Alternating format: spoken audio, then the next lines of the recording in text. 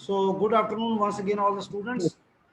Last time we made a discussion on, you know, directional couplers, its types, its application uses, fine, single hole, multi-hole, how we can find various performance characteristics. I mean, its performance characteristics in terms of directivity, isolation, and coupling factor.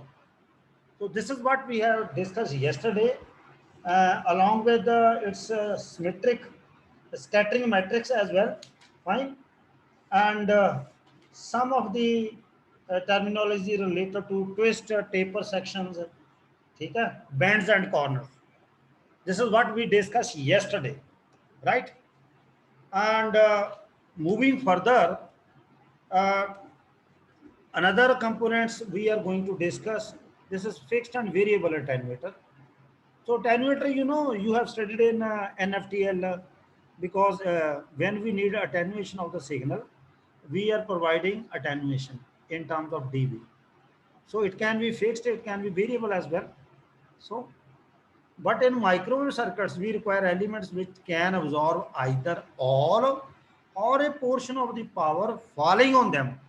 ਜਾਂ ਤਾਂ ਸਾਰੀ power ਉਹ absorb ਕਰੇ ਜਾਂ ਕੁਛ ਉਹਦਾ part ਜਿਹੜਾ ਉਹਨਾਂ ਦੇ ਉੱਪਰ ਫਾਲ ਕਰ ਰਿਹਾ ਉਹਨੂੰ ਅਬਜ਼ੌਰਬ ਕਰੇ without any appreciable reflections and also insensitive to frequency ਕੀ ਆ ਕਿ ਜਿਹੜੀ ਵੀ એનર્ਜੀ ਕਿਸੇ ਪਾਰਟਿਕੂਲਰ ਕੰਪੋਨੈਂਟਸ ਦੇ ਉੱਪਰ ਫਾਲ ਕਰਦੀ ਹੈ ਜਾਂ ਤਾਂ ਉਹਨੂੰ ਅਬਜ਼ੌਰਬ ਕਰੇਗਾ ਜਾਂ ਉਹਦਾ ਸਾਰਾ ਪਾਰਟ ਜਾਂ ਕੁਝ ਸਮ ਪਾਰਟ ਤੇ ਕਾਰਨ ਰਿਫਲੈਕਸ਼ਨ ਨਾ ਹੋਵੇ without any appreciable ਰਿਫਲੈਕਸ਼ਨਸ and also वो जी एनर्जी है वो इनसिस्टेंट टू फ्रीकुएंसी हो यानी कोई फ्रीकुएंसी का कोई रोल नहीं लो आ जां वध आ जां घट आ ठीक है such elements are known as attenuators the first type of attenuators which absorb all the power falling on them ਉਹਨੂੰ ਅਸੀਂ ऐसे attenuators जिन्हां दे उपर सारी पावर फॉल करदी आ और ਉਹਨੂੰ ਅਸੀਂ मैच टर्मिनेशन ਦਿੰਦੇ ਆ ਕਹਿੰਦੇ ਨੇ ਕਰੈਕਟ टर्मिनेशन ਦਾ मतलब ਕਿ ਜਿਹੜੀ ਸੋਰਸ ਵੱਲੋਂ ਲੋਡ ਵੱਲ ਨੂੰ ਪਾਵਰ ਗਈ ਉਹਨੇ ਸਾਰੀ ਪਾਵਰ ਨੂੰ ਅਬਜ਼ੌਰਬ ਕਰ ਲਿਆ ਉਹਨੂੰ ਅਸੀਂ ਮੈਚ ਟਰਮੀਨੇਸ਼ਨ ਕਹਿੰਦੇ ਕਰੈਕਟ ਟਰਮੀਨੇਸ਼ਨ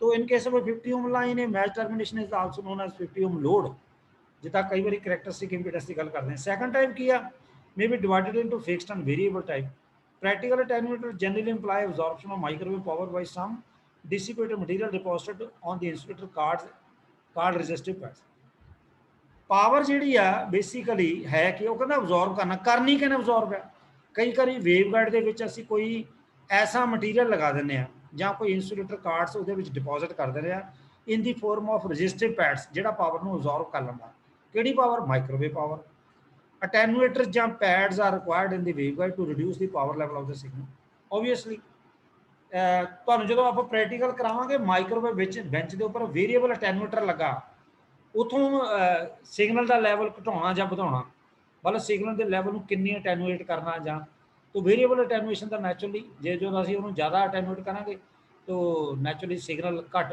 ਵੱਧ ਲਾਸ ਸ਼ੋ ਕਰੇਗਾ ਰਾਈਟ ਉਹ ਹੁਣ ਪ੍ਰੈਕਟੀਕਲ ਵੇਲੇ ਹੋਏਗਾ ਜਦੋਂ ਆਫਲਾਈਨ ਆਪਾਂ ਇਕੱਠੇ ਹੋਏ ਤਾਂ attenuators used in waveguide circuitry serve two purposes ਪਹਿਲਾ ਕੀ ਦੋ ਵੇਵਗਾਈਡ ਸਰਕਟਰੀ ਵਿੱਚ ਜਾਂ ਵੇਵਗਾਈਡ ਜਾਂ ਮਾਈਕ੍ਰੋਵੇਵ ਬੈਂਚ ਦੇ ਵਿੱਚ ਕੀ ਰੋਲ ਹੈ to isolate source from the rest of the equipment obviously source ਨੂੰ ਬਾਕੀ ਇਕਵਿਪਮੈਂਟ ਤੋਂ ਆਈਸੋਲੇਟ ਰੱਖਣਾ ਦੂਜਾ to provide suitable power level naturally ਜਿੰਨੀ ਪਾਵਰ ਚਾਹੀਦੀ ਉਨੀ ਦੇਣੀ an attenuator should have the following characteristics ਪਹਿਲੀ it should have broad band accuracy ਮਤਲਬ ਵੱਧ ਫ੍ਰੀਕੁਐਂਸੀ ਰੇਂਜ ਦੇ ਵਿੱਚ ਵੀ ਜਿਹੜੀ ਅਟੈਨੂਏਸ਼ਨ ਜਿੰਨੀ ਕਰਦੇ ਆ ਉਹਦੀ ਐਕੂਰੇਸੀ ਸਹੀ ਚਾਹੀਦੀ ਵੀ ਮੈਂ ਇੰਨਾ ਸਿਗਨਲ ਅਟੈਨੂਏਟ ਕੀਤਾ ਤੇ ਉਨਾ ਹੀ ਰਹਿਣਾ ਚਾਹੀਦਾ ਬ੍ਰੌਡ ਬੈਂਡ ਦੇ ਵਿੱਚ it should have low VSRW at the desired ਜਿਹੜੀ ਪਾਰਟੀਕਲ ਫ੍ਰੀਕੁਐਂਸੀ ਤੇ ਅਸੀਂ ਸਿਗਨਲ ਨੂੰ ਅਟੈਨੂਏਟ ਕਰ ਰਹੇ ਆ ਉੱਥੇ ਵੋਲਟੇਜ ਸਟੈਂਡਿੰਗ ਵੇਵ ਰੇਸ਼ੀਓ ਘੱਟ ਹੋਣੀ ਚਾਹੀਦੀ ਆ and it should have a constant stable frequency response obviously ਤੇ ਇਹਦਾ ਜਿਹੜਾ ਰਿਸਪੌਂਸ ਆ ਉਹ ਸਟੇਬਲ ਹੋਣਾ ਚਾਹੀਦਾ ਟੂ ਪੋਰਟ ਰੈਸਿਪਰੋਕਲ ਨੈਟਵਰਕ ਵਾਸਤੇ ਜਿਹੜਾ ਅਟੈਨੂਏਟਰ ਹੈ ਅਟੈਨੂਏਟਰ ਨੂੰ ਨਾਰਮਲੀ ਟੂ ਪੋਰਟ ਰੈਸਿਪਰੋਕਲ ਨੈਟਵਰਕ ਬੋਲਦੇ ਆ ਜਿਹਦਾ ਸਕੈਟਰਿੰਗ ਮੈਟ੍ਰਿਕਸ ਨੈਚੁਰਲੀ ਜੇ ਟੂ ਪੋਰਟ ਆ ਤੇ 2/2 ਦਾ ਸਕੁਅਰ ਆਰਡਰ ਬਣ ਗਿਆ ਮੈਟ੍ਰਿਕਸ 1/1 ਤੇ 2/2 क्योंकि वो उत्थे मैच टर्मिनेशन है इस करके कोई रिफ्लैक्शन नहीं होनी across both at input and output and measurement of transmission coefficient जब 1 ਜਾਂ 2/1 ਉਹੀ ਜਿਹੜਾ ਸਿਗਨਲ ਪ੍ਰੋਪੇਗੇਟ ਕਰੇਗਾ ਯਾਨੀ ਟਰਾਂਸਮਿਟ ਹੋਏਗਾ ਉਸੇ ਸਿਗਨਲ ਦੀ ਅਟੈਨੂਏਸ਼ਨ ਕਰਨੀ ਹੋਣੀ ਆ ਤੇ ਜਿੱਥੋਂ ਜਿਹੜਾ 1 1 ਜਾਂ 2 2 ਜਿੱਥੇ ਰਿਫਲੈਕਸ਼ਨ ਹੋਣੀ ਨਹੀਂ, ਉਹ ਤਾਂ ਕਰੈਕਟਲੀ ਅਬਜ਼ੌਰਬ ਹੋ ਜਾਣਾ, ਤੇ ਇਸ ਕਰਕੇ ਉੱਥੋਂ ਕੋਈ ਅਟੈਨੂਏਸ਼ਨ ਨਹੀਂ। ਸੋ ਅਸੀਂ ਟਰਾਂਸਮਿਸ਼ਨ ਕੋਐਫੀਸ਼ੀਐਂਟਸ ਉਹੀ ਡਿਸਾਈਡ ਕਰਦਾ amount of attenuation. Attenuators can be classified variable and fixed ਕਿੱਦਾਂ, ਠੀਕ ਹੈ। ਫਿਕਸ ਕਿਹੜੇ ਨੇ, ਆਹ ਦੇਖੋ, ਆਹ ਹੁਣ ਵੇਵ ਗਾਈਡ ਆ ਵਿੱਚ ਜਿੱਦਾਂ ਲੌਸੀ ਵੇਜ ਜੀ ਲਗਾਈ ਆ, ਇਹਦੇ ਵਿੱਚ ਆ ਟੇਪਰਡ ਰਜਿਸਟਿਵ ਕਾਰਡ ਜਿਹਾ ਇੰਟਰੋਡਿਊਸ ਕੀਤੇ ਆ। ਇਧਰਲੇ ਪਾਸੇ ਆ ਤੁਸੀਂ ਦੇਖੋ, ਇੱਕ ਆ ਤੇ ਦੂਜੇ ਪਾਸੇ ਆ ਸਟੈਪ, ਆ ਇਹਨੂੰ ਸਟੈਪਡ ਲੋਡ ਕਹਿੰਦਾ। ਇੱਥੇ ਰਜਿਸਟਿਵ ਕਾਰਡ ਇੰਟਰੋਡਿਊਸ ਕੀਤਾ, ਉਹਦੀ ਆਪਣੀ ਰੈਜ਼ਿਸਟੈਂਸ ਹੈ, ਜਿਸ ਨੇ ਵੇਵਸ ਨੂੰ ਜਿਹੜੀਆਂ ਵੇਵਸ ਵਿੱਚ ਹੀ ਪੈਨ ਇਹ ਕਰਨੀਆਂ ਪ੍ਰੋਪਗੇਟ ਕਰਨਗੀਆਂ, ਉਹਨੂੰ ਇਹਨੇ ਅਟੈਨੂਏਟ ਕਰ ਦੇਣਾ, right. So fixed attenuators are used where fixed amount of attenuation is to be provided. ਜਿੱਥੇ ਸਾਨੂੰ ਕਹਿੰਦਾ ਵੀ ਮੈਂ ਕਹਿੰਦਾ ਮੈਨੂੰ 3 dB ਅਟੈਨੂਏਸ਼ਨ ਚਾਹੀਦੀ ਜਾਂ 2 dB ਚਾਹੀਦੀ ਆ ਜਾਂ ਮੈਨੂੰ 5 dB ਅਟੈਨੂਏਸ਼ਨ ਚਾਹੀਦੀ ਆ ਫਿਕਸਡ, ਉੱਥੇ ਫਿਰ ਅਸੀਂ ਫਿਕਸਡ ਅਮਾਊਂਟ ਆਫ ਅਟੈਨੂਏਸ਼ਨ ਜਿਹੜੀ ਪ੍ਰੋਵਾਈਡ ਕਰਦੇ, ਉੱਥੇ ਫਿਕਸਡ ਅਟੈਨੂਏਟਰ ਯੂਜ਼ ਹੁੰਦੇ ਆ। If such a fixed attenuator absorb all the energy entering into it, we can call as a waveguide terminal। ਜੇ ਸਾਰੀ ਜਿਹੜੀ એનર્ਜੀ ਉਹਦੇ ਉੱਪਰ ਪੈ ਰਹੀ ਆ ਔਰ ਉਹਨੂੰ ਅਬਜ਼ੌਰਬ ਕਰਦਾ, ਠੀਕ ਹੈ, ਤੇ ਅਸੀਂ ਉਹਨੂੰ ਵੇਵਗਾਈਡ ਟਰਮੀਨੇਟਰ ਵੀ ਆਖਦੇ ਹਾਂ। ਡਿਫਰੈਂਟ ਟਾਈਪਸ ਆਫ ਫਿਕਸਡ ਅਟੈਨੂਏਟਰ ਜਿਹੜੇ ਆ ਉਹ ਅਸੀਂ ਤੁਹਾਨੂੰ ਸ਼ੋਅ ਕਰ ਦਿੱਤੇ ਆ। ਇਹਨਾਂ ਦੇ ਵਿੱਚ ਵਿਜ ਜਾਂ ਰੈਜ਼ਿਸਟਿਵ ਕਾਰਡ ਲੱਗੇ ਹੁੰਦੇ ਆ। ਉਹ ਲੌਸੀ ਵੀ ਹੋ ਸਕਦਾ, ਟੇਪਰਡ ਵੀ ਹੋ ਸਕਦਾ, ਸਟੈਪਡ ਵੀ ਹੋ ਸਕਦਾ। ਪਤਾ ਲੱਗ ਗਿਆ। ਜਿਹੜਾ ਟੇਪਰਡ ਹੈ, edge of resistive vein made of lossy material is inserted into the guide which absorbs the power, and tapered edge prevents the reflection of the power। ਕਈ ਵਾਰੀ ਟੇਪਰਿੰਗ ਅਸੀਂ ਤਾਂ ਕਰਦੇ ਹਾਂ ਕਿ ਰਿਫਲੈਕਸ਼ਨ ਨਾ ਹੋਵੇ, ਠੀਕ ਹੈ। ਤੇ the end tapered resistive cards are placed parallel to the electric fields, so shorting them, and as a result power is reduced। okay, ਜਿਹੜਾ and tapered resistive cards are placed parallel to the electric field, ਠੀਕ ਹੈ। ਇਦਾਂ ਰੱਖਣ ਨਾਲ ਕੀ ਆ, ਉਹਦੇ ਨਾਲ ਸ਼ਾਰਟਿੰਗ ਹੋ ਜਾਂਦੀ, ਜਿਹਦੇ ਕਰਕੇ ਪਾਵਰ ਜਿਹੜੀ ਆ ਉਹ ਘਟ ਜਾਂਦੀ, ਕਿਉਂਕਿ ਸ਼ਾਰਟ ਸਰਕਟ ਹੋਣ ਨਾਲ ਵੋਲਟੇਜ ਘਟਦੀ ਹੈ, ਤੇ ਵੋਲਟੇਜ ਦਾ ਮਤਲਬ ਇਲੈਕਟ੍ਰਿਕ ਫੀਲਡ, ਤੇ ਵੋਲਟੇਜ ਹੀ ਡਿਸਾਈਡ ਕਰਦੇ, ਇਲੈਕਟ੍ਰਿਕ ਫੀਲਡ ਡਿਸਾਈਡ ਕਰਦਾ ਐਂਪਲੀਟਿਊਡ ਜਾਂ power. Tapering is done for providing a gradual transition from waveguide medium to the absorbing medium. ਇੱਕੋ ਦਮ ਨਹੀਂ ਅਬਜ਼ॉर्ब ਕਰਨਾ, मतलब ग्रेजुअली करना, ਤਾਂ ਟੇਪਰਿੰਗ ਅਸੀਂ ਕਰਦੇ ਹਾਂ। Thus reducing the reflection occurring at the media interface, ਠੀਕ ਹੈ। ਆਹ ਦੇਖੋ ਸ਼ਾਰਟਿੰਗ ਪਲੇਟ ਜੇ ਦਿੱਤੀ ਆ ਜਿਹੜੀ, ਆ ਇਸ ਤਰੀਕੇ ਨਾਲ। ਤੋ ਜਦੋਂ ਮਾਈਕ੍ਰੋਵੇਵ ਪਾਵਰ ਅੰਦਰ ਜਦੋਂ ਪੈਨੀਟ੍ਰੇਟ ਕਰਦੀ ਆ, ਯਾਨੀ ਪ੍ਰੋਪੀਗੇਟ ਕਰਦੀ ਆ, ਤੇ ਆ ਜਿਹੜਾ ਡਾਇਲੈਕਟ੍ਰਿਕ ਸਲੈਬ ਆ ਉਸ ਨੂੰ ਇਹ ਕੀ ਕਰਦੀ ਆ, ਇਹਨੂੰ ਅਸੀਂ ਉਹਦੇ ਆ ਕਹਿੰਦਾ ਨਹੀਂ ਇੱਥੇ ਲਿਖਿਆ ਆ ਟੇਪਰਡ ਜਿਹੜੀ ਆ, ਦੇਖੋ ਲਿਖਿਆ ਨਾ ਅਸੀਂ ਤੇ ਲਿਖੇ place parallel to the electric, so shorting them and as a result power is reduced। So ਇਹ ਮੈਕੈਨਿਜ਼ਮ ਇੱਥੇ ਅਸੀਂ ਯੂਜ਼ ਕਰਦੇ ਹਾਂ। this such a fixed attenuated dielectric slab consisting of glass slab coated with the ecodec। ਆ dielectric slab ਆ ਜਿਹਦੇ ਕੋਲ, ਜਿਹੜੀ ਗਲਾਸ ਸਲੈਬ ਦੇ ਨਾਲ ਕੋਟਡ ਹੈ, ਨਹੀਂ ਜਿਹਦੇ ਕੋਲ ਗਲਾਸ ਸਲੈਬ ਔਰ ਕੋਟਡ ਵਿਦ ਐਕੋਡੈਕ। ਐਕੋਡੈਕ ਕੀ ਇੱਕ ਐਸਾ ਮਟੀਰੀਅਲ ਹੈ ਜਾਂ carbon film has been used as a plug। so this lossy dielectric vein can occupy the whole of the waveguide। ਤਕਰੀਬਨ ਸਾਰੇ ਵੇਵਗਾਈਡ ਨੂੰ ਇਹ ਆਪਣੇ ਵਿੱਚ ਮਤਲਬ ਉਹਦਾ ਸਾਈਜ਼ ਹੀ ਐਡਾ ਆ ਕਿ ਉਹਨੂੰ ਆਕੂਪਾਈ ਕਰ ਲੈਂਦਾ। ਵੇਰੀਏਬਲ 'ਚ ਕੀ ਆ, ਵੇਰੀਏਬਲ 'ਚ ਅਟੈਨੂਏਸ਼ਨ ਵੇਰੀ ਕਰੇਗੀ, ਆ ਠੀਕ ਨੇ। ਵੇਰੀਏਬਲ ਟੈਨ ਪ੍ਰੋਵਾਈਡ ਕੰਟੀਨਿਊਅਸ ਜਾਂ ਸਟੈਪ ਵਾਈਜ਼ ਵੇਰੀਏਬਲ ਅਟੈਨੂਏਸ਼ਨ। ਆ ਦੇਖੋ ਜਿੱਦਾਂ ਆ ਇੱਥੇ ਸਲੋਟਿੰਗ ਜੀ ਕੀਤੀ ਆ, ਥੱਲੇ ਵੇਵਗਾਈਡ ਹੈ, ਆ ਰਜਿਸਟਿਵ ਕਾਰਡ ਹੈ, ਅਸੀਂ ਕਿੰਨਾ ਵਿੱਚ ਇਹਨੂੰ ਇਨਸਰਟ ਕਰਨਾ ਜਾਂ ਉਹਦੀ ਇੰਸਰਸ਼ਨ ਦੇ ਨਾਲ, ਫਿਰ ਉਸ ਹਿਸਾਬ ਨਾਲ ਅਸੀਂ ਅਟੈਨੂਏਸ਼ਨ ਨੂੰ ਵੇਰੀ ਕਰ ਸਕਦੇ ਹਾਂ, ਠੀਕ ਹੈ। For rectangular waveguide these attenuators can be flap type or vane type, ठीक है। for circular waveguide the rotary type used। अच्छा, ਰੈਕਟੈਂਗੂਲਰ ਵਾਸਤੇ ਇਹ ਫਲੈਪ ਜਾਂ ਵੇਨ ਹੋ ਸਕਦੇ ਆ, ਤੇ ਸਰਕੂਲਰ ਵੇਵਗਾਈਡ ਵਾਸਤੇ ਇਹ ਰੋਟਰੀ ਟਾਈਪ ਹੋ ਸਕਦੇ ਆ, ਇਹ ਰੋਟਰੀ ਟਾਈਪ, ਠੀਕ ਹੈ ਨਾ। Simple form of variable flap type attenuator consist of a thin resistive card whose depth of penetration into the waveguide is adjustable। ਆ ਦੇਖੋ, ਆ ਹੈਗਾ ਆ ਵੇਰੀਏਬਲ ਫਲੈਪ ਟਾਈਪ ਅਟੈਨੂਏਟਰ। ਆ ਜਿਹੜਾ ਰਜਿਸਟਿਵ ਕਾਰਡ ਹੈ ਜਿਹੜੀ ਵਿੱਚ ਸਲੋਟ ਬਣਾਇਆ, ਠੀਕ ਹੈ, ਇਹਦੇ ਨਾਲ ਇਹਦੀ ਡੈਪਥ ਆਫ ਪੈਨੀਟ੍ਰੇਸ਼ਨ ਡਿਸਾਈਡ ਕਰੂਗੀ ਅਸੀਂ ਵੇਵਗਾਈਡ ਦੇ ਵਿੱਚ ਕਿੰਨੀ ਐਡਜਸਟ ਕਰਕੇ ਵੀ ਕਿੰਨੀ ਸਿਗਨਲ ਦੀ ਅਟੈਨੂਏਸ਼ਨ ਚਾਹੀਦੀ ਹੈ, ਘੱਟ ਚਾਹੀਦੀ, ਵੱਧ ਚਾਹੀਦੀ ਆ, ਠੀਕ ਹੈ ਨਹੀਂ। Card is inserted into the waveguide through a longitudinal slot cut, slotting ਕੀਤੀ ਹੈ ਨਾ ਇਨ ਦੀ ਸੈਂਟਰ। ਆਹ ਦੇਖੋ ਸਲੋਟ ਕੀਤੀ ਹੈ, ਠੀਕ ਹੈ, ਆਫ ਦੀ ਬ੍ਰੌਡ ਵਾਲ। ਆ ਵੇਵਗਾਈਡ ਦਾ ਬ੍ਰੌਡਰ ਡਾਇਮੈਂਸ਼ਨਸ ਹੈ of the rectangular waveguide. Here attenuation depends on the depth of an insertion, ਮਤਲਬ ਕਿੰਨੀ ਚੀਜ਼ ਇਨਸਰਸ਼ਨ ਹੈ, ਆ ਕਿੰਨੀ ਜਿਹੜੀ ਆ ਫਲੈਪ ਕਾਰਡ ਹੈ ਜਾਂ ਰਜਿਸਟਿਵ ਕਾਰਡ ਹੈ, ਇਹਨੂੰ ਕਿੰਨਾ ਕੁ ਅਸੀਂ ਇਨਸਰਟ ਕਰਦੇ ਜਾਂ ਇਹਦੀ ਪੈਨੀਟ੍ਰੇਸ਼ਨ ਕਿੰਨੀ ਹੈ। दूसरा फ्रीक्वेंसी ऑफ ऑपरेशन थे। So penetration of the card the waveguide is adjusted with a micrometer drive. Micrometer का मतलब किन्ना किन्ना मेजर करना कि किन्नी वो चीज़ इंसर्ट हुई है which is calibrated in terms of decibel. मान लो 1 mm हुई है या 2 mm हुई है या 3 mm हुई है। 1 mm किन्ने डेसीबल के बराबर है, 2 mm किन्ने डेसीबल के बराबर है, क्योंकि जिन्नी इंसरशन है या पेनिट्रेशन है असी उन्होंने कैलीब्रेट किया हुआ डेसीबल्स के विच। क्लीयर? डेसीबल यूनिट होंगे ना अटेन्यूएशन दे। हेलो हेलो हाँ जी सर। ओ बोलिया भी करो ए। हाँ जी सर। हाँ जी सर बोल रहे हैं। हाँ जी ठीक है। More satisfactory precision attenuation is rotary. आ वो सीगा रेक्टेंगुलर जेड़ा फ्लैप टाइप सी, आ हैगा ये rotary type variable attenuator, rotary type variable attenuator. आ इहदी फिगर है वेरी। ਇਹਦੇ ਵਿੱਚ ਕੀ it consist of two rectangular to circular waveguide tapered transition. ਆ ਦੇਖ ਆ ਪਾਰਟ ਰੈਕਟੈਂਗੂਲਰ ਹੈ, ਇੱਥੇ ਸਰਕੂਲਰ ਹੋ ਗਿਆ, ਰੈਕਟੈਂਗੂਲਰ ਟੂ ਸਰਕੂਲਰ, ਫਿਰ ਸਰਕੂਲਰ ਟੂ ਰੈਕਟੈਂਗੂਲਰ। ਤੇ ਰੈਕਟੈਂਗੂਲਰ ਦਾ ਡੋਮੀਨੇਟਿੰਗ ਮੋਡ 1 0, ਸਰਕੂਲਰ ਦਾ ਡੋਮੀਨੇਟਿੰਗ 1 1। ਇਦਾਂ ਹੀ ਹੁਣ ਸਰਕੂਲਰ ਤੋਂ ਰੈਕਟੈਂਗੂਲਰ 'ਚ ਜਾਣਾ, ਇਹਦੇ ਡੋਮੀਨੇਟਿੰਗ ਮੋਡ ਤੋਂ ਇਹਦੇ 'ਚ ਜਾਣਾ, ਓਬਵੀਅਸਲੀ ਫਿਰ ਇੱਥੇ ਸਰਕੂਲਰ ਦਾ ਡੋਮੀਨੇਟਿੰਗ ਮੋਡ ਹੋਏਗਾ, ਇੱਥੇ ਰੈਕਟੈਂਗੂਲਰ ਦਾ ਡੋਮੀਨੇਟਿੰਗ ਮੋਡ ਹੋਏਗਾ। ਇਹਦੇ ਵਿੱਚ ਜਿੱਥੇ ਟ੍ਰਾਂਜੀਸ਼ਨ ਹੁੰਦੀ ਆ ਉੱਥੇ ਦੋ ਰਜਿਸਟਿਵ ਕਾਰਡ ਪਾਏ ਜਾਂਦੇ ਆ। ਪਤਾ ਲੱਗ ਗਿਆ? ਠੀਕ ਹੈ। ਇਹ ਆ ਰੈਕਟੈਂਗੂਲਰ ਟੂ ਸਰਕੂਲਰ ਵੇਵਗਾਈਡ, ਆ ਟ੍ਰਾਂਜਿਸ਼ਨ ਨਹੀਂ ट्रांजिशन है, गलत लिखा उन्होंने। ठीक है, ट्रांजिशन है, आ रैक्टेंगुलर ए सर्कुलर, इतने ट्रांजिशन होंगी है। तो आ जोड़ा पार्ट है ये रोटेट करता, वैसे आ दोनों रजिस्टिव कार्ड ने, तो rotating section of the circular waveguide आ रोटेट करता, वो हिसाब से अटेन्यूएशन जी वेरी करती है। ठीक है। It consist of two rectangular to circular waveguide taper transition together with an intermediate section of circular. आ इंटरमीडिएट जो इंटरमीडिएट सैक्शन है वो सर्कुलर वेवगाइड का ही है, which is free to rotate. So ये फ्री करे रोटेट करेगी, जो रोटेट करना पर्टिकुलर एंगल से करेगी ना रोटेट।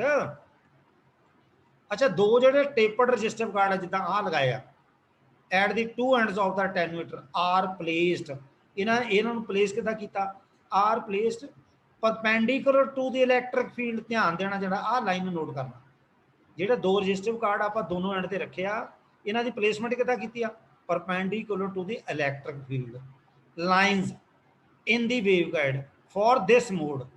समझ आ गई? TE10 मोड वास्ते आप दोनों जो रजिस्टिव कार्ड है प्लेसमेंट किदा की, placed perpendicular to the electric field, to the electric field line जी वेवगाइड में है ना एक ये। अच्छा, द सेंट्रल रोटरी जो आ सैक्शन है सर्कुलर वेवगाइड का कंसिस्ट ऑफ वन और मोर resistive card.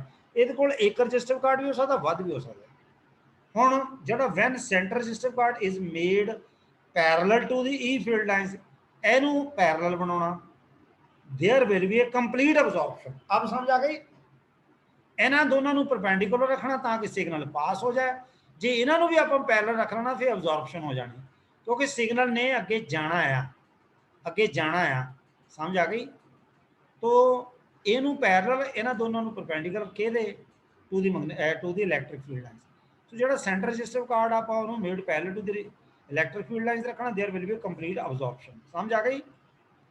But if the centre resistive card is centre card be oriented at out angle theta, जिदा हुण जे मैं सपोज सेंटर रजिस्टिव कार्ड जो रोटेट करना, जे इस डायरैक्शन में मान लो एस ई दे नाल एंगल थीटा बनाउंदा, ठीक नहीं, जब इन्हें रोटेट करना, ठीक है, तो थीटा टू दी कहदे नाल to the direction of the electric field आ जाए ना, टू दी डायरैक्शन आ इलैक्ट्रिक फील्ड दी डायरैक्शन है। ठीक है। देन फ्रॉम मैथमेटिकल कैलकुलेशन, ठीक है नहीं, कि होना, it can be shown that absorption is proportional to sine square theta. हुण जिहड़ी अब्जॉर्प्शन है वो साइन स्क्वायर थीटा के प्रोपोर्शनल आनी है, एंड अब्जॉर्प्शन का मतलब सिग्नल का अटेन्यूएट होना, अटेन्यूएशन अल्फा मेजर करते हैं, तो असीं जे इहनूं इदां लै लैंदे -20 लॉग, जो लॉग का कोई भी बेस ना हो, मतलब बेस 10 होंगे ऑफ साइन स्क्वायर थीटा। ठीक है, आ दो इधर आ गया, वो 40 बन गया। ठीक है, -40 लॉग। क्लीयर हो गई गल? साइन स्क्वायर थीटा मतलब ਇਹਦਾ होल स्क्वायर बन गया ना, वो दो इधर आ जाना अगे।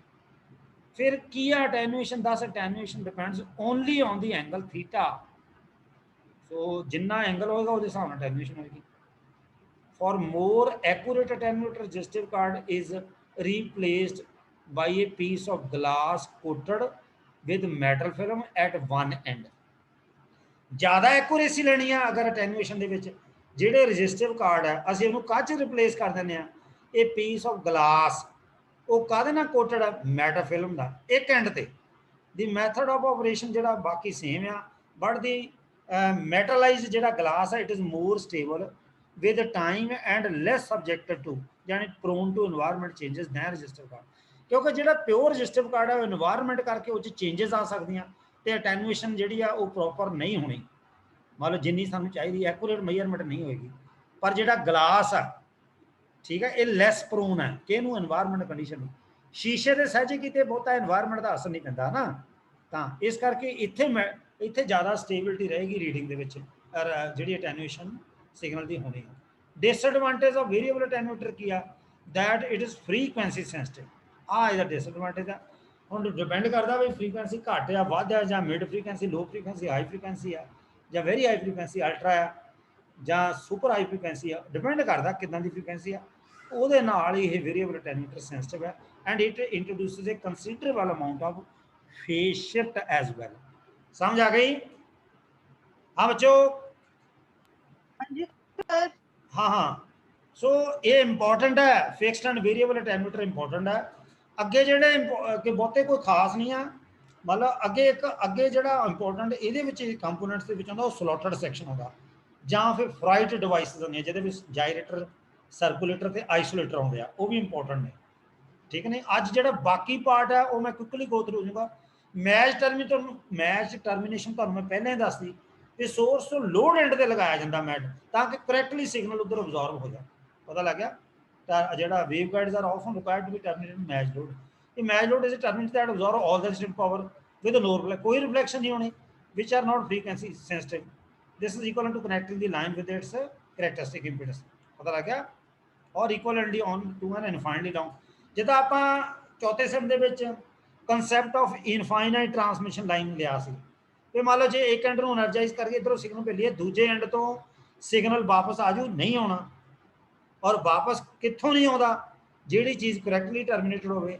ਬੇਸ਼ੱਕ ਜਿਹੜਾ ਫਾਰ ਐਂਡ ਇਨਫਾਈਨਾਈਟ ਸਾਨੂੰ ਪਤਾ ਹੀ ਨਹੀਂ ਕਿ ਸਿਗਨਲ ਵਾਪਸ ਨਹੀਂ ਆਉਣਾ, ਤੇ ਇਸ ਕਰਕੇ ਅਸੀਂ ਇਨਫਾਈਨਾਈਟ ਲਾਈਨ ਦਾ ਜਿਹੜਾ ਕਨਸੈਪਟ ਆ ਉਹ ਅਸੀਂ ਸ਼ਾਰਟ ਸੈਕਸ਼ਨ ਲੈ ਰਹੇ ਸੀ ਟਰਾਂਸਮਿਸ਼ਨ ਲਾइन का, और ਉਹਦਾ ਫਾਰ ਐਂਡ ਨੂੰ Z0 ਨਾਲ ਟਰਮੀਨੇਟ ਕੀਤਾ ਸੀ ਕਰੈਕਟਰਿਸਟਿਕ ਇੰਪੀਡੈਂਸ ਦੇ ਵਿੱਚ ਤੇ ਸਿਗਨਲ ਐਨਰਜਾਈਜ਼ ਕੀਤਾ ਸੀ।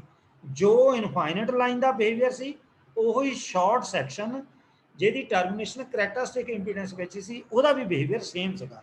ਇਹੀ ਕਨਸੈਪਟ ਕੁਝ ਇੱਥੇ ਵੀ ਇਦਾਂ ਸਮਝ ਆ ਗਈ? Most waveguide loads are to be taper types for best results length of the taper should be about 2 wavelengths। ठीक है, these consist of wave section of definite length having tapered resistive power absorbing material। matched loads are essentially used to test components and circuits for maximum power transfer। ठीक है, आज इदा देखो इदा लगाए हो आप आ देखो टेपर्ड रजिस्टिव पैड लगाता मैचिंग वास्ते, इदा इदा आ भी लगाया। ठीक है, आ फिक्सड है, ये ट्यूनेबल है, आ देखो ट्यून कर सकते हैं। आ फिक्सड है, कोई एक्स्ट्रा प्रोविजन नहीं देते ना, फिक्सड है कि जिन्नी अटेन्यूएशन होनी उन्नी होनी। ये टेपर्ड रजिस्टिव कार्ड लगाता। समझ आ गई? हाँ जी सर।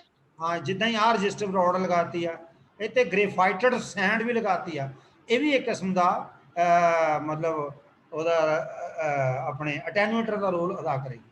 जी एनर्जी है वो डिसिपेट हो जाएगी। ठीक है, हाँ एंड शॉर्ट सर्किट का इधर रजिस्टिव कार्ड लगाता। ठीक है, ये थोड़ा थोड़ा गो थ्रू हो रहे हो, ईजी है, कुछ नहीं है कोई कोड़ा मैथमेटिकल कोई एक्सप्रैशन है। शॉर्ट सर्किट टर्मिनेशन है, इनू भावें स्किप कर दो, कोई खास नहीं। डिटेक्टर्स एंड माउंट्स की आ, डिटेक्टर जोड़ा है जो आप जो माइक्रोवेव सिग्नल जो देने क्रिस्टन ट्यूब तो आता होया अगे वेरिएबल अटेन्यूएटर आ गया, उस तो बाद पावर मीटर आ गया, फिर स्लॉटेड सैक्शन आ गया, फिर लास्ट में आप डिटेक्टर लगाने, उस तो बाद मैच टर्मिनेशन लगाने। तो डिटेक्टर का मतलब डिटेक्टर जो माउंट है वो डिटेक्टर लगाया जाता, नॉर्मली हाई फ्रीकुएंसी वाला पीआई एंड डायोड लगा ਜਾਂਦਾ ਮਾਈਕ੍ਰੋਵੇਵ ਪੀਆਈ ਐਂਡ ਡਾयोਡ ਉਹਨੇ ਕੀ ਕੀਤਾ ਮਾਈਕ੍ਰੋਵੇਵ ਸਿਗਨਲ ਨੂੰ ਉਤੋਂ ਪੀਆਈਐਨ ਤੋਂ ਅਸੀਂ ਆਊਟਪੁੱਟ ਲੈਣੀ ਹੈ ਤੇ ਉਹ ਜਿਹੜੀ ਆਊਟਪੁੱਟ ਆ ਅਸੀਂ ਸੀਆਰਓ ਤੇ ਵੀ ਦੇ ਸਕਦੇ ਆ ਵੀਐਸਡਬਲਯੂਆਰ ਮੀਟਰ ਤੇ ਵੀ ਦੇ ਸਕਦੇ ਡੀਵੀ ਮੀਟਰ ਤੇ ਵੀ ਦੇਖ ਸਕਦੇ ਆ ਪਤਾ ਲੱਗ ਗਿਆ ਔਰ ਕ੍ਰਿਸਟਲ ਡਾਇਓਡਸ ਦੇ ਆ ਜਿਹੜੀਆਂ ਨੋਇਜ਼ ਸਪੀਕਰ ਹੈ 10 ਗੀਗਾਹਰਟਜ਼ ਤੇ ਨੋਇਜ਼ ਸਪੀਕਰ ਇੰਨੀਆਂ ਤੇ ਜੇ ਸਕਾਟੀ ਬੈਰੀਅਰ ਡਾਇਓਡ ਲਈਏ ਉਹਦੀ 10 ਗੀਗਾਹਰਟਜ਼ ਤੇ 4 ਡੀਬੀ ਪਤਾ ਲੱਗ ਗਿਆ ਮਤਲਬ ਡਿਪੈਂਡ ਕਰਦਾ ਵੀ ਡਾਇਓਡ ਸਾਡੇ ਕੋਲ ਕਿੱਦਾਂ ਦੇ ਆ ਕਿਸ ਮਟੀਰੀਅਲ ਦੇ ਬਣੇ ਆ ਜੇ ਕਿਸ ਟਾਈਪ ਦੇ ਆ ਠੀਕ ਨਹੀਂ ਇਹ ਵੀ ਥੋੜਾ ਜਿਹਾ ਗੋ ਥਰੂ ਹੋ ਲਿਓ ਆਹ ਦੇਖੋ ਜਿੱਦਾਂ ਆ ਸਿਲੀਕਨ ਪੈਲਟ ਤੇ ਆ ਸੈਮੀਕੰਡਕਟਰ ਰੱਖਿਆ तो इन्हें बाकी सारी असैम्बली आ ਇਹਦਾ ਸਿੰਬਲ ਆ ਠੀਕ ਹੈ ਨਾ ਇਹਦਾ ਡਾਇਓਡ ਦਾ डिटेक्ट करना बस ज़्यादा अच्छी सानू जी आउटपुट लैन वास्ते कई बार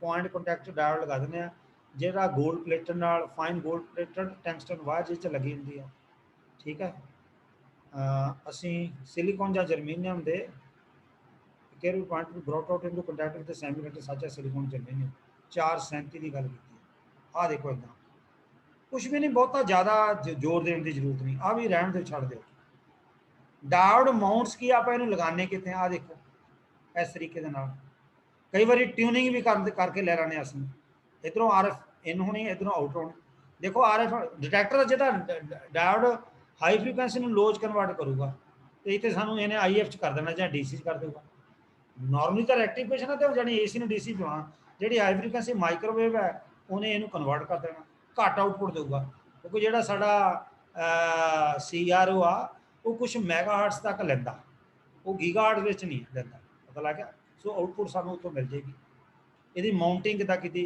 इस तरीके नाल भी लगा सकते हैं आ सपोर्टिंग वास्ते डायलैक्ट्रिक आ यदि माउंटिंग इस तरीके भी लगा सकते पता लग गया वेवगाइड दे विच आर एफ इधरों इन करनी इतों असीं आउटपुट लै लैनी आ ट्यूनिंग फ्लंजर लगाई हुआ कई बार असीं ट्यूनिंग फ्लंजर के नाल आउटपुट अपने हिसाब नाल लगाने ट्यूनिंग स्क्रू भी असीं लगाने तुहानूं जदों माइक्रोवेव बेंच ते प्रैक्टिकल करावांगे उदों दसांगे आ इंपॉर्टेंट है स्लॉटेड सैक्शन है कि दिस इज अ लाइन एक लाइन है माइक्रोवेव बेंच से जो देखोगे एक स्लॉटेड सैक्शन वो ना एक स्लॉट जी बनाई हुआ वो उपर एक उपर मूवेबल पार्ट है जिहदे उपर लीनियर स्केल लगी आ असीं उहनूं रोटेट करते हैं वो कितने मैक्सीमम बनते कितने मिनीमम बनते हैं काहदे जिहड़ा पिछों माइक्रोवेव एनर्जी आ रही है वो जी फील्ड स्ट्रैंथ है वो वेरी करती है कितने मैक्सीमम कितने मिनीमम आ देखो slotted line is a fundamental tool for microwave measurements it is a device used for measuring variation in the field strength along A waveguide के अलॉन्ग जिहड़ी फील्ड स्ट्रैंथ के विच वेरिएशन होनी आ उहनूं इहने मेजर करना समझ आ गई this is available in both coaxial and waveguide version coaxial ते वेवगाइड वर्जन मैं तुहानूं दिखाना आ देखो इदां यस आ देखो आ विच स्लॉट जी बनाई होंदी है इदां स्लॉट जी बनाई है आ कोएक्शियल है ये वेवगाइड वर्जन पता लग गया कोएक्शियल अज ना इहदे विच भी आ स्लॉटिंग जी कीती है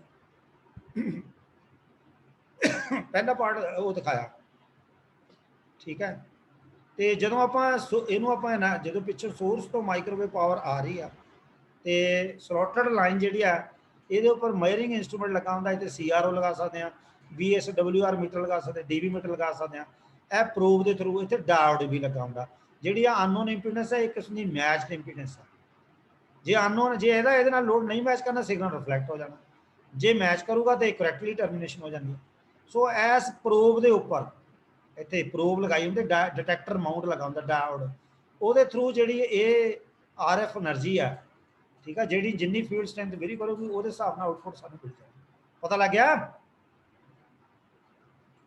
हेलो हाँ जी सर हाँ जी सर ठीक है नहीं सो स्लॉटेड सैक्शन आ कोएक्शियल वर्जन का स्लॉट घट आ वेवगाइड का आ देख डायोड लगा इतने ठीक है जी ये आउटपुट है किसी मीटर में दे दें CR भी दे सकते हैं VSWR मीटर में DV मीटर में दे सकते हैं आ स्लॉट है वेवगाइड के आ जोड़ा पार्ट आ कैरीएज विद प्रोब है ये कैरीएज मीन जोड़ा जिसे इनू कैरी करना इतने प्रोबिंग की है ये प्रोब भी लगी होंगी स्लॉट तो जी आ माइक्रोवेव एनर्जी पिछों आ रही है जो पूरे बेंच तो ठीक ने, ये तो उन्हें एक कल्ला सैक्शन ਉਹਦਾ ਦਿਖਾ ਲਿਆ। तो जिद्दां ही आ स्लॉट ਦੇ ਵਿੱਚ ਜਿੱਥੇ ਮੈਕਸਿਮਮ ਮਿਨੀਮਮ ਜਾਂ એનર્ਜੀ ਜਿੱਥੇ ਵੱਧ ਘੱਟ ਹੋਏਗੀ ਉੱਥੇ ਇਹਨੇ ਮੇਜਰਮੈਂਟ ਕਰਨੀ ਉਹਦੀ, ਪਰ ਇਹਨੂੰ ਰੋਟੇਟ ਕਰਨ ਦੇ ਨਾਲ। ਔਰ ਆ ਫਰੰਟ ਐਂਡ ਤੇ ਇੱਥੇ ਲੀਨੀਅਰ ਸਕੇਲ ਲੱਗੀ ਹੁੰਦੀ ਆ। ਇਹ ਤੁਹਾਨੂੰ ਮੈਂ ਪ੍ਰੈਕਟੀਕਲ ਕਰਨ ਵੇਲੇ ਦੱਸੂਗਾ, ਪਤਾ ਲੱਗ ਗਿਆ। ਐਸ ਡੋਮੀਨੇਟ ਮੋਡਿੰਗ ਨਾਲ ਮੋੜਨਾ ਆਪਾਂ ਰੈਕਟੈਂਗੂਲਰ ਵੇਵਗਾਈਡ ਨੂੰ એનર્ਜਾਈਜ਼ ਕਰਦੇ ਹਾਂ, तो ਇਹਦੀ એનર્ਜੀ ਹੀ ਜਿਹੜੀ ਆ ਵੇਰੀ ਕਰਨੀ ਹੈ, ਪਤਾ ਲੱਗ ਗਿਆ। ਆ ਸਾਰੇ ਇਹ ਇਹਦਾ ਦਿੱਤਾ ਹੈ, ਆ ਦੇਖੋ VSWR ਮੀਟਰ ਆਪਾਂ ਤੁਹਾਨੂੰ ਕਿਹਾ। ਫਿਰ ਅਡਾਪਟਰ ਵੀ ਹੁੰਦੇ ਕਈ ਵਾਰੀ, ਅਸੀਂ ਜਿੱਦਾਂ ਆਪਾਂ ਕਲੇਸਟ੍ਰੋਨ ਟਿਊਬ ਦੇ ਉੱਪਰ ਜਾਂ ਰਿਫਲੈਕਸ ਕਲੇਸਟ੍ਰੋਨ ਦੀ ਜਾਂ ਮੈਗਨੀਟ੍ਰੋਨ ਦੀ ਆਊਟਪੁੱਟ ਲੈਣੀ ਆ, ਉੱਥੇ ਅਸੀਂ ਕੋਐਕਸ਼ਲ ਟੂ ਵੇਵਗਾਈਡ ਅਡਾਪਟਰ ਵੀ ਲਗਾਇਆ ਹੁੰਦਾ। ਕਈ ਵਾਰ ਸਾਨੂੰ ਕੋਐਕਸ਼ਲ ਜਿਹੜੀ ਮਾਈਕ੍ਰੋਵੇਵ ਫ੍ਰੀਕੁਐਂਸੀ ਨੂੰ ਸਪੋਰਟ ਕਰੇ ਤੇ ਫਾਰ ਐਂਡ ਕਿੱਥੇ ਚਾਹੀਦਾ, ਮੋਹਰੇ ਵੇਵਗਾਈਡ ਲਗਾ ਦਿਓ, ਉਹਨੂੰ ਅਡਾਪਟਰ ਵੀ ਕੋਐਕਸ਼ਲ ਤੋਂ ਵੇਵਗਾਈਡ ਵਿੱਚ ਅਡਾਪਟੇਸ਼ਨ ਇਹਦੀ ਹੋ ਸਕੇ, ਉਹ ਅਡਾਪਟਰ ਨੇ ਬਸ। ਕਿਉਂਕਿ ਜੇ ਕੋਐਕਸ਼ਲ ਜਿਹੜੀ ਮਾਈਕਰੋ ਫ੍ਰੀਕੁਐਂਸੀ ਨੂੰ ਸਪੋਰਟ ਕਰੇਗੀ ਤਦੀ ਵੇਵਗਾਈਡ ਅਸੀਂ ਮੋਹਰੇ ਅੱਗੇ ਤੇ ਲਗਾ ਸਕਾਂਗੇ, ਪਤਾ ਲੱਗ ਗਿਆ। ਸੋ ਕਈ ਤਾਂ ਐਡਜਸਟੇਬਲ ਸਲੱਬ ਨਾਲ ਵੀ ਆ, ਸਟੱਬ ਨਾਲ ਵੀ ਆ, ਐਡਜਸਟੇਬਲ ਸਟੱਬ ਨਾਲ ਆ। ਇੱਧਰ ਕੋਐਕਸ਼ਲ ਹੈ, ਆਹ ਸਾਡਾ ਰੈਕਟੈਂਗੂਲਰ ਵੇਵਗਾਈਡ। ਆ ਦੇਖੋ ਇਦਾਂ ਅਸੀਂ ਇਹਦੀ ਅਡਾਪਟੇਸ਼ਨ ਕੀਤੀ ਹੋਈ। तो ਅਸੀਂ ਐਡਜਸਟੇਬਲ ਸਲੱਬ ਦੇ ਨਾਲ ਸਟੱਬ ਦੇ ਨਾਲ ਕੋਐਕਸ਼ਲ ਦੀ ਜਿਹੜੀ ਵੇਵਗਾਈਡ ਜਿਹੜੀ એનર્ਜੀ ਆ ਅਸੀਂ ਰੈਕਟੈਂਗੂਲਰ ਵੇਵਗਾਈਡ ਦੇ ਨਾਲ ਕਪਲ ਕਰ ਦਿੰਦੇ ਹਾਂ, ਠੀਕ ਹੈ। ਇੱਥੇ ਟ੍ਰਾਂਜੀਸ਼ਨ ਨਾਲ ਕੀਤੀ ਆ, ਆ ਕੋਐਕਸ਼ਲ ਆ, ਇਹ ਸਰਕੂਲਰ ਵੇਵਗਾਈਡ। ਅੱਛਾ ਚਲੋ ਇੱਥੇ ਆ ਟ੍ਰਾਂਜੀਸ਼ਨ ਦਿਖਾਣੀ ਪੈਣੀ ਹੈ ਨਾ, ਰੈਕਟੈਂਗੂਲਰ ਟੂ ਸਰਕੂਲਰ ਜਾਂ ਕੋਐਕਸ਼ਲ ਟੂ ਸਰਕੂਲਰ ਦਿਖਾਈ ਆ। ਟੇਪਰ ਸੈਕਸ਼ਨ ਸਟੱਬ ਨੇ ਕੀ ਕਰਨਾ, ਐਡਜਸਟ ਕਰਨਾ ਸਰ, ਠੀਕ ਹੈ। ਪ੍ਰੋਬਸ ਵੀ ਹੈਗੀਆਂ ਨੇ, ਮੰਨ ਲਓ ਪ੍ਰੋਬਸ ਵੀ ਹੈ, ਇੱਥੋਂ ਵੀ ਆ ਕੋਐਕਸ਼ਲ ਹੈ, ਪ੍ਰੋਬਸ ਹੈ। ਇਹਦੇ ਨਾਲ ਵੀ ਸਾਨੂੰ ਜਿਹੜੀ ਫੀਲਡ ਸਟਰੈਂਥ ਹੈ ਅਸੀਂ ਉਹਨੂੰ ਮੇਜਰ ਕਰ ਸਕਦੇ, ਕਪਲ ਕਰ ਸਕਦੇ ਹਾਂ। ਇਹ ਪਾਰਟੀਕੂਲਰ ਮੋਡ ਦੀ એનર્ਜੀ ਅਸੀਂ ਕਪਲ ਕਰਨੀ ਹੈ, ਜਾਂ ਪ੍ਰੋਬ ਦੇ ਥਰੂ ਜਾਂ ਕੋਐਕਸ਼ਲ ਟੂ ਵੇਵਗਾਈਡ ਅਡਾਪਟਰ ਦੇ ਥਰੂ ਲੈਣੀ ਹੈ। ਆ ਦੇਖੋ ਕਪਲਿੰਗ ਪ੍ਰੋਬਸ ਵੀ ਆ ਗਈ, ਠੀਕ ਹੈ। ਕਪਲ ਕਰਨਾ એનર્ਜੀ ਨੂੰ, ਅਸੀਂ ਵੇਵਗਾਈਡ ਨੂੰ ਕਪਲ ਕਰ ਦਈਦਾ, ਠੀਕ ਹੈ। ਇਹ ਤੁਸੀਂ ਕਪਲਿੰਗ ਲੂਪਸ ਬਹੁਤ ਥੋੜਾ ਥੋੜਾ ਹੀ ਕਰਨਾ ਬਸ, ਬਹੁਤਾ ਜ਼ਿਆਦਾ ਨਹੀਂ। ਅੱਗੇ ਆ ਗਿਆ ਜਿਹੜਾ ਇੰਪੋਰਟੈਂਟ ਫਰਾਈਡਸ, ਆ ਇੰਪੋਰਟੈਂਟ। ਇਹਦੇ ਬੇਸ ਤੇ 3 ਡਿਵਾਈਸਿਸ ਹੈ, ਜਾਇਰੇਟਰ, ਆਈਸੋਲੇਟਰ ਤੇ ਸਰਕੂਲੇਟਰ। ਜਿਹੜੇ ਆਈਸੋਲੇਟਰ ਤੇ ਸਰਕੂਲੇਟਰ ਉਹ ਤੁਹਾਡੇ ਸਿਲੇਬਸ 'ਚ ਹੈ, ਜਾਇਰੇਟਰ ਮੈਂ ਐਕਸਟਰਾ ਦਿੱਤਾ ਹੋਇਆ, ਉਹ ਵੀ ਦੱਸ ਦੂੰਗਾ ਤੁਹਾਨੂੰ, ਠੀਕ ਨਹੀਂ। ਤੇ ਅਜੇ ਟਾਈਮ ਸਾਡੇ ਕੋਲ ਕਿੰਨੇ 8-10 ਮਿੰਟ ਪਏ ਆ, ਇੰਨਾ ਪਾਰਟ ਪੜ੍ਹਦੇ ਮੈਂ ਪਹਿਲਾਂ। ਜਦੋਂ ਕੱਲ ਲੈਕਚਰ ਦਊਂਗਾ ਇਹਦਾ ਫਰਾਈਡਸ ਵਾਸਤੇ, ਤੇ ਫਿਰ ਮੈਂ ਤੁਹਾਨੂੰ ਦੱਸਣਾ ਇਹਦੇ ਬਾਰੇ ਵੀ ਇਹਦੇ ਕੰਸੈਪਟ ਕਿੱਦਾਂ ਦਾ। ਪਰ ਫਰਾਈਡ ਹੈ ਕੀ? Ferrite is a non metallic material, note ਕਰੋ। Sorry, it's a non-metallic material which is an insulator obviously but with magnetic properties। ਆ ਪੁਆਇੰਟ ਨੋਟ ਕਰਨ ਵਾਲਾ, ਨਾਨ ਮੈਟੈਲਿਕ ਮਟੀਰੀਅਲ ਹੈਗਾ ਵੀ ਇਨਸੂਲੇਟਰ ਹੈ but with magnetic properties similar to those of ferrous material. ਇਹਦਾ ferrous material ਉਹ ਵੀ magnetic properties ਆਪਣੇ ਵਿੱਚ ਪਾਈ ਰੱਖਦੇ ਆ ਨਾ। Fried is a generic name given to ferromagnetic or ferrimagnetic insulators with specific। ਹੁਣ ਜਿਹੜਾ ਫੈਰੋਮੈਗਨੈਟਿਕ ਜਿਹੜਾ ਫਰਾਈਡ ਹੈ ਉਹਦੀ ਸਪੈਸੀਫਿਕ ਰੈਜ਼ਿਸਟਿਵਿਟੀ ਹੁੰਦੀ ਬਹੁਤ ਜ਼ਿਆਦਾ ਹੁੰਦੀ ਹੈ, ਐਜ਼ ਆਈ ਉਹ ਨੇਚਰ ਕੀ ਇਨਸੂਲੇਟਿੰਗ। ਫਿਰ ਮਤਲਬ ਕਿਹਦੇ ਨਾਲ ਉਹ ਕੰਪੇਅਰ ਕਰ ਰਹੇ ਆ, ਮੈਟਲਸ ਨਾਲੋਂ। ਕਿੰਨੀ ਦੇਖ ਤੱਕ ਕਿੰਨੀ ਹੋ ਗਈ, ਜਾਣੀ ਇਹ ਕਹੀਏ ਵੀ 100 tera times than metals, tera ohm times than metals. Resistivity tera ohm centimetre 'ਚ ਹੁੰਦੀ ਹੈ ਨਾ। ਡਾਇਲੈਕਟ੍ਰਿਕ ਕੌਂਸਟੈਂਟ ਜਿਹਨੂੰ ਆਪਾਂ ਰਿਲੇਟਿਵ ਡਾਇਲੈਕਟ੍ਰਿਕ, ਉਹ 10 ਤੋਂ 15 ਗੁਣਾ ਹੁੰਦਾ ਜ਼ਿਆਦਾ ਔਰ ਗ੍ਰੇਟਰ। ਐਂਡ ਮਿਊ ਆਰ ਰਿਲੇਟਿਵ ਪਰਮਿਟਿਵਿਟੀ ਉਹ ਵੀ ਸੈਵਰਲ ਥਾਊਜ਼ੈਂਡ, ਠੀਕ ਹੈ। ਇਹ ਆਪਾਂ ਇਹ ਵੀ ਕੰਪੇਅਰ ਕਰਦੇ ਹਾਂ 10 to 15 ਟਾਈਮਸ, ਇਹ ਵੀ ਸੈਵਰਲ ਥਾਊਜ਼ੈਂਡ ਟਾਈਮਸ। ਇਹ ਆ ਫਰਾਈਡ ਜਿਹਦੀਆਂ ਆ ਪ੍ਰੋਪਰਟੀਜ਼ ਨੇ, ਰਜਿਸਟਿਵਿਟੀ, ਡਾਇਲੈਕਟ੍ਰਿਕ ਕੌਂਸਟੈਂਟ ਜਿਹਨੂੰ ਪਰਮਿਟਿਵਿਟੀ ਕਹਿੰਦੇ ਆ, ਪਰਮੇਬਿਲਿਟੀ ਜਿਹਨੂੰ ਮਿਊ ਜਿਹੜੀ ਰਿਲੇਟਿਵ ਪਰਮੇਬਿਲਿਟੀ ਹੈ, ਠੀਕ ਹੈ। ਇਹਦੀ ferrites are made from centering a mixture of metallic oxides and have the general chemical composition।